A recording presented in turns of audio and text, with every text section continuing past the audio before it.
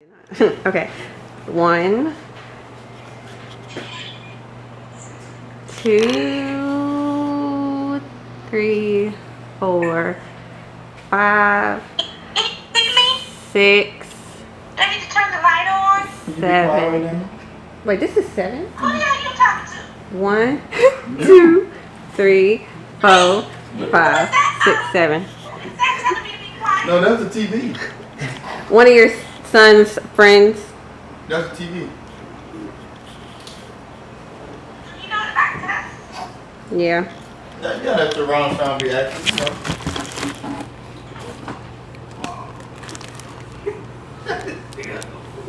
Okay. Please cooperate and be nice, people. Just listen and y'all go back to business. Okay. So.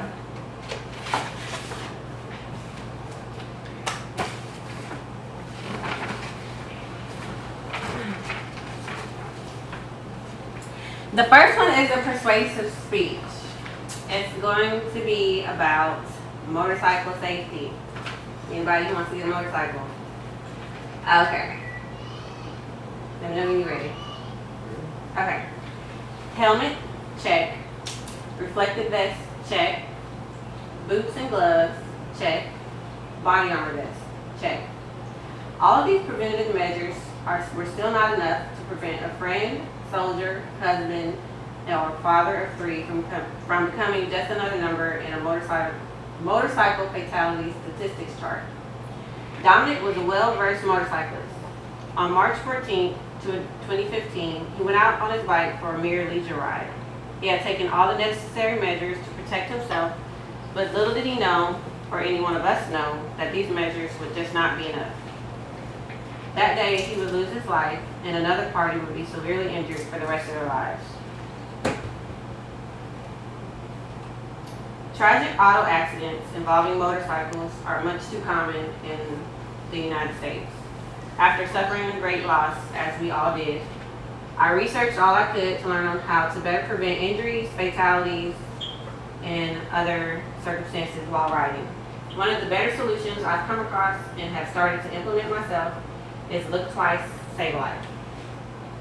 I will discuss the common mistakes of both motorcyclists and those they share the road with, why we tend to make our mistakes, and lastly, the plan we should set in place to look twice and save a life. According to the National Highway Safety Traffic Administration, motorcyclists are 35 more times likely to experience a deadly accident on the road than those in passenger cars. In 2005, the motorcycle fatality rate was 73 people per 100,000 registered motorcyclists. Meanwhile, the passenger vehicle fatality rate in that same year was only 14 per 100,000 registered vehicles. Motorcycle use is growing disproportionately to fatality growth. Compared to 2005, the statistics in 2013 showed an increase in fatality rate by 4%. The cause of such a saddening phenomenon is due to a major part of human error and neglect. According to the Institute for Highway Safety, the single most dangerous situation for motorcyclists occurs when making a left-hand turn. These collisions account for 42% of all accidents involving a motorcycle and a car. That was the very situation that took Dominic's life. Usually, the turning car strikes the motorcyclist when the motorcycle is going straight through an intersection, passing the car, or trying to overtake the car. Now that we've seen the extent of the problem, we can discuss the causes. There are 2 major causes of this problem, and all of them are tied to neglect or error. One of the causes is distraction. This one would mainly regard the operator of the passenger vehicle. As we all know, there can be a number of things that can deter our attention away from driving, such as your cell phones, other passengers you might have in your car, or a radio. In Dominic's case, it may have been passengers. The vehicle that turned in front of him was a 15-passenger van that had 8 occupants at the time. A second cause is neglect. A large amount of motorcycle accidents are caused by negligent car drivers.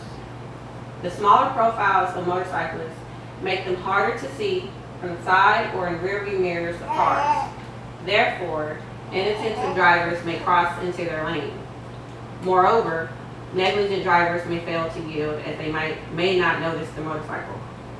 In other situations, car drivers will inadvertently make a sudden turn into oncoming traffic directly in front of the driver. This usually stuns the motorcyclist, and leads to a collision. This can also take place when negligent drivers underestimate their speed or the timing of the motorcycle and try to quickly turn in front of them.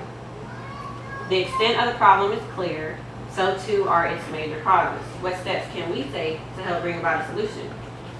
The main and most productive solution would be for every driver on the road to follow this simple rule. Look twice, save life. It's pretty simple.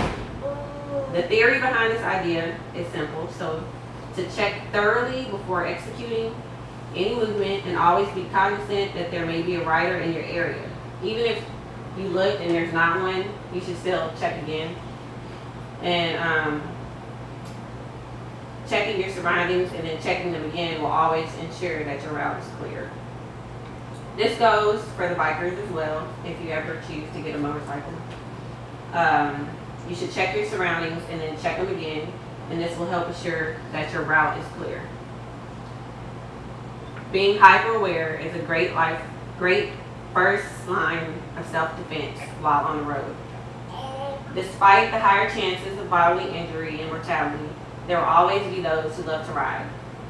There will never be a fix-all for the protection of motorcyclists, but together, as a unit, we can all contribute to making the roads a great deal safer for those who enjoy riding. This solution is a simple one. It doesn't require much effort, but nonetheless, it can significantly increase the safety of not only you, but the motorcyclists as well. Next time you're out on the road, take the time to look twice.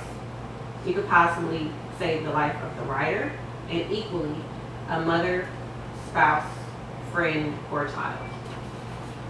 And that was the end of that. The point of that was to persuade you all to just take a second look while you're out on the road before you make a turn or go through a light.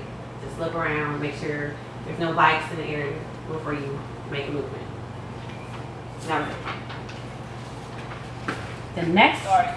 You have another one? Yeah, I have two more. Oh, okay.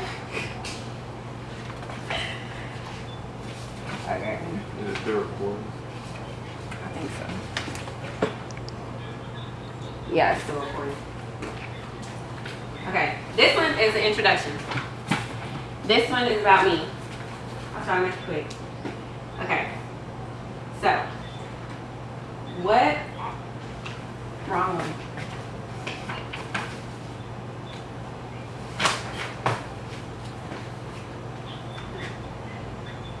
Who are you? This is a question you may answer with a thought of who you want to be, but are you really that individual? Have you ever taken the time to understand yourself and think about who you are and the person you want to become in your future? Well, I've done just that. So I'll let you know who I am. There's a few traits about me that I think signify me very well. The fact that I'm determined, I'm hopeful, and I'm a young widow. I'm determined, and how I became determined was through my husband. What changed my way of thinking, he helped me change my way of thinking when I was young, because I was always the one who's like, the world is against me. And when I met him, he'd always tell me, look, you either go get it yourself or you ain't gonna get it at all. So he helped me change the way I thought, and I set goals, and I learned to make plans and try to push through and accomplish my goals and my plans. For example, this school year that I'm in right now, this whole speech that I'm doing, I went into the school year discouraged, and I thought that taking on a full-time class would not work out in my favor because I have all these kids and don't really have a car over here.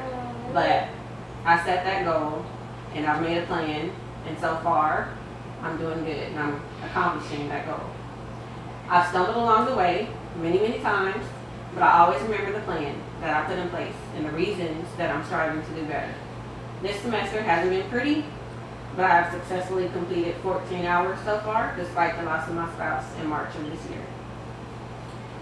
Secondly, I'm hopeful. I like to be hopeful, and I always encourage myself with quotes, my kids' smiles. Occasionally, I read letters from my husband that he wrote while he was deployed, and also by looking at how far I've come. And I try to be hopeful to help others who may be in my situation, and for my kids, so they can have somebody to look up to. I think that hope is what keeps me going mentally. It motivates me, and it picks me up when I fall. Lastly, I'm a young widow. When people think of a widow, they usually think of somebody who's like 80, 70, 80, you know, they had a whole life ahead of them with their spouse right by their side. They got all these memories and children who are grown and stuff like that, but that's not me. I lost my spouse when I was young, and I'm different from older widows.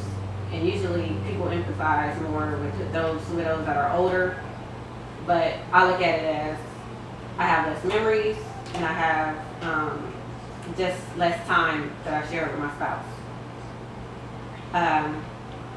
But I do look on the bright side, and I think that after all of that, I have acquired a small deal of wisdom.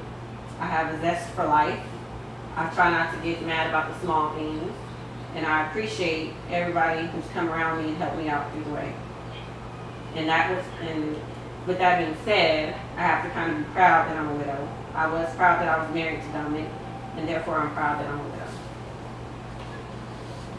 In conclusion, I'm determined, hopeful, and a window. Not everyone is as they seem, and your circumstances do not determine your future. What gets you where you want to be is a little bit of determination, the hope that you'll rise despite your setbacks, and realizing that your current state is only temporary. Are you the person your circumstances have molded you into, or are you the person you want to become the latter? That's it. And then the last one